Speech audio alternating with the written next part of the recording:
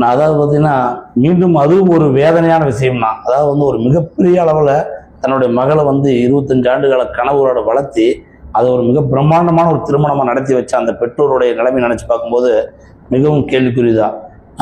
ரிதன்யா அவர்கள் வந்து அப்படி ஒரு முடிவு எடுத்துக்கூடாது. ரிதன்யா மட்டுமல்ல, எந்த ஒரு பெண்களுமே, அதாவது வந்து பெண்களுக்கு 1000 எதிர்ப்புகள் வரும், அதையெல்லாம் கடந்து சாதிச்சு இரும்பு பெண்மணி இருக்கணுங்க என்னுடைய கோரிக்கையை வைக்கிற அனைத்து என் அன்பு சகோதரருக்கு நான் கேட்டுக்கிறேன். அந்த மாதிரி ஒரு கஷ்டமான சூழ்நிலை எந்த ஒரு அப்பா அம்மா கொடுக்காதீங்க. உங்களால முடியும். அதாவது வந்து நீங்க இன்னொரு திருமணமே பண்ணுங்கன்னு நான் சொல்ல வரல, ஆனா உங்களால தனிச்சு இந்த நாட்டில் வாழ முடியும். அதுக்கு இந்த நாடு நல்ல ஒரு உங்களுக்கு வந்து ஒரு திறமையான வலிமையான பெண்களை உருவாக்கி இருக்குது. ரெண்டாவது பார்த்தீங்கன்னா, இந்த செல்போன் மோகத்தில் வந்து நிறைய பெண்கள் ஆண்கள் வந்து பழைய கலாச்சாரம் பண்பாடு இதெல்லாம் நம்மளாம் வந்து தமிழ்நாடு வந்து கலாச்சார பண்பாடு நல்லா ஊறி போன விஷயம். தயவுசெய்து இந்த கலாச்சார பண்பாடு கடைபிடிங்க.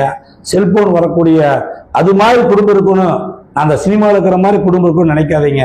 நம்மளுக்கு வந்து நம்ம கிடைச்ச மனைவி மாதிரி யாரும் இருக்க மாட்டாங்க, நம்ம கிடைச்ச கணவன் மாதிரி யாரும் இருக்க மாட்டாங்க. பணம் காசு எல்லாமே அப்புறம் தான் சார்.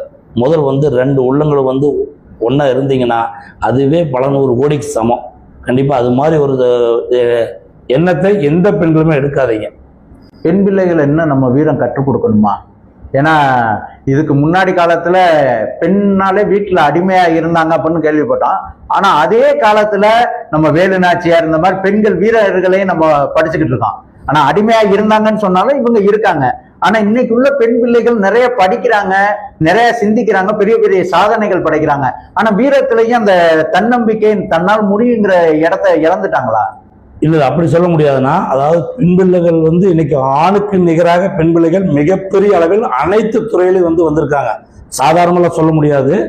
ஒரு சில இடத்துல ஒரு சில இந்த மாதிரி தவறு நடக்கும் பொழுது ஒட்டுமொத்த பெண்களும் வந்து வலிமை இல்லாமல் இருக்காங்களா, தைரியம் இல்லாமல் இருக்காங்களா, வேலு நாச்சியாராக உருவாகலையே நினைக்க வேண்டாம்.